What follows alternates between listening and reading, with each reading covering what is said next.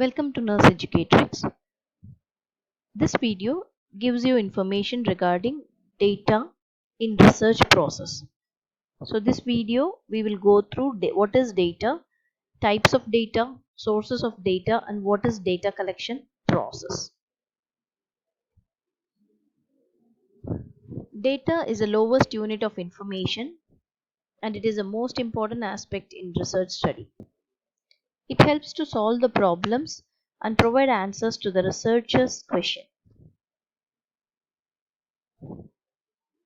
What is data? Data is defined as observable and measurable fact that provide information about the phenomenon under study. So a variety of data collection methods are used in nursing research studies. We will be seeing in the coming up videos. So what is the concept of data collection? So when you think of data collection, you should remember the 5 W's and 1 H in the data collection process. So what, whom, who will collect the data, where, when, and how. These are all the questions we need to answer before collecting the data.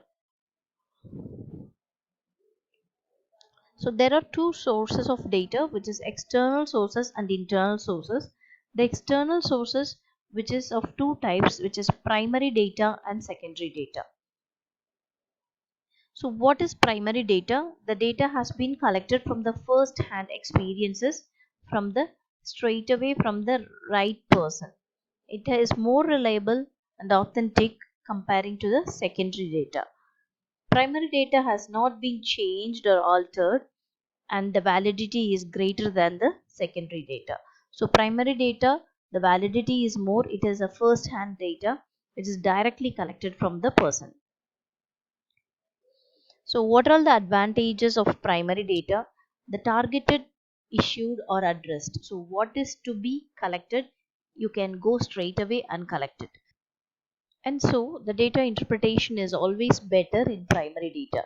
The accuracy is very high in primary data, addresses specific research issues as per the researcher's interest.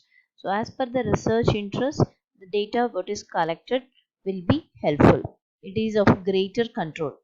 But there are some demerits or disadvantages in primary data, which is like evaluated cost. The cost is slightly higher comparing to the secondary. It's time consuming. If the sample size is more, the primary data is bit difficult because it's time consuming. More number of resources. So you need automatically the time, money and the resource persons more comparing to secondary data. Sometimes by person when you collect you may have an inaccurate feedback and require lot of skill and labor. So these are all the disadvantages of primary data. So what are all the different methods you use to collect primary data, which include surveys, observations, interview, usually a personal interview, self-administered questionnaire, biophysiological methods like checking height and weight and other lab values personally from one person. So these are all the methods which helps in collecting primary data. So you can do surveys or direct observation, personal interview, self-administered questionnaire and biophysiological methods. What is secondary data? Secondary data are those that have already been collected by others. So it has already been collected and published somewhere in the books, journals or newspapers or magazines. So those are called secondary data, which is available in the published or unpublished form. Sometimes it can be an official record which is kept in an institution which serves as an secondary data. So data collected for some purpose other than the problem at hand, we set as secondary data. So this is the most frequently asked university questions, which is what is the difference between primary data and the secondary data? Here the primary data is a real-time data and here it is a past data. So primary data is a first-hand data whereas secondary data is a second-hand data. Sure about sources of data. So you are very sure about the sources of data in primary and in secondary you are not sure about other sources of data. It helps to give results and findings, whereas secondary data will refine your problem or your question. So primary data helps us in providing the results, whereas secondary data help us to refine the problems. It's costly and time consuming, whereas secondary data is cheap and less time consuming process. There is lot of less bias in primary data, and secondary data there is possibility of more bias. And primary data is more flexible as you are going and collecting straight away from the person, so it is more flexible, so you can collect the things which are really needed, whereas secondary data it is less flexible because the data is already there and you have to refine and take it as per your study. So here we will move on to definition of data collection. So what is data collection? It is the process of systematic gathering of data and measuring the variables to facilitate the research findings. So data is very big, so you need to collect and measure it to facilitate your research findings, which is called data collection process. So what is the purpose of data collection? Data collection helps us in data analysis to discover the answer to the researcher's question. So if you want answer for your questions, of course you need to do data analysis, and that is done with the help of data collection. Results depends on data collected. Accurate and consistent data helps as an evidence. So if the data is accurate and consistent, that helps us as an evident. It helps to identify the facts. So these are all the purpose of data collection. What is the concept behind data collection? As you all know, it is an answer. It gives us answer to the researcher's question. Bits of information or facts collected during the research. So what is data is nothing but information collected during the research. Data collection method should be reliable, valid and sensible. So this is why we do a validity and reliability check before collecting the data. So data collected should be reliable and valid. It should be collected in objective and systematic way. That's why we study data collection process, because it goes in step by step way.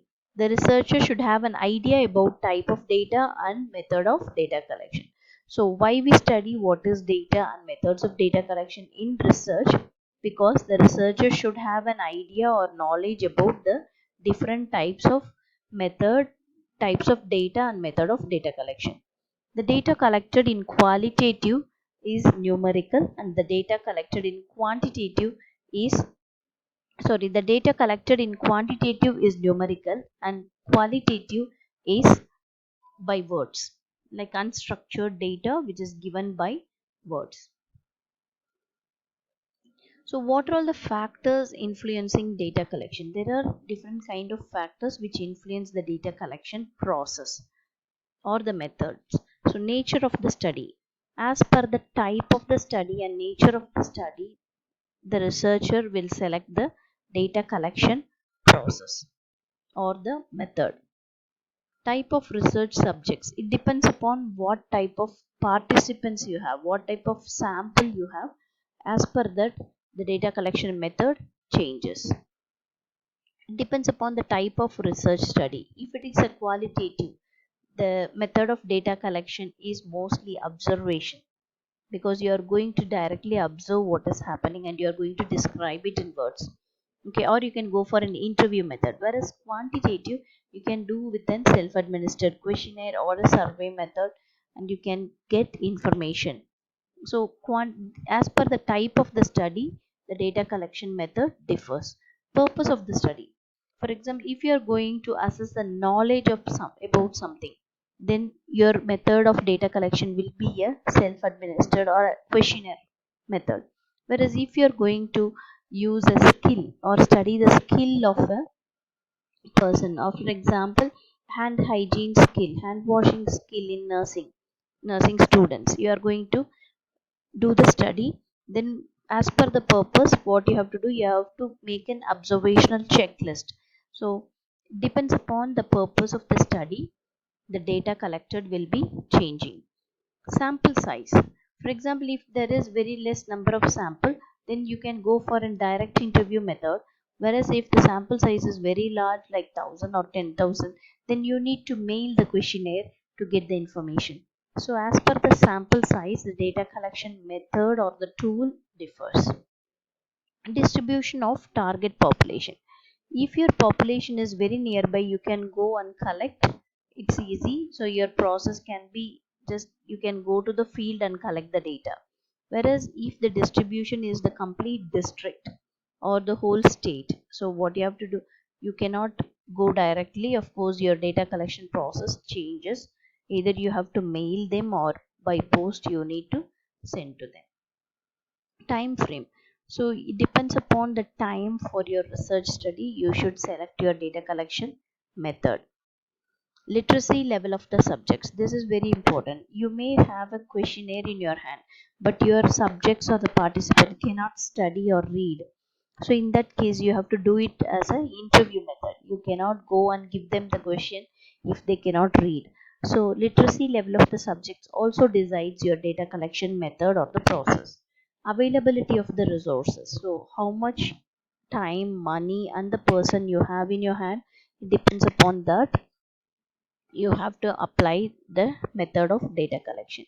The last one is researcher's knowledge. You may have experience in some type of method, some method of data collection. So according to that, you should apply it in your research. So these are all the factors influencing data collection methods. Nature of the study, type of research subjects, type of research study, purpose, sample size, distribution, time frame, literacy level, availability, and then researchers knowledge. So data collection process includes recruit the study participants. So how you should go step by step doing data collection is, the first step is you have to recruit the study participant. That is selection of the sample, what we have seen in the previous video. Consistency in data collection. You have to consistently collect data appropriately, like what, who, how, when, from, whom, and 5W and 1H. Protect integrity of the study. So make sure that your study goes on the path that is as per your objective and goal. Ethical consideration is very important. You should get the consent from the authority, from the participants, and from the institutions. Implement the study intervention, then control the external and internal variables, and then store your data appropriately for future reference. So this is how the data collection process goes. There are different types of data collection methods: interview, structured questionnaire, biophysiological measurement, observational method, psychometric measurements, and other method which includes projective techniques, Q sorts, and vignettes.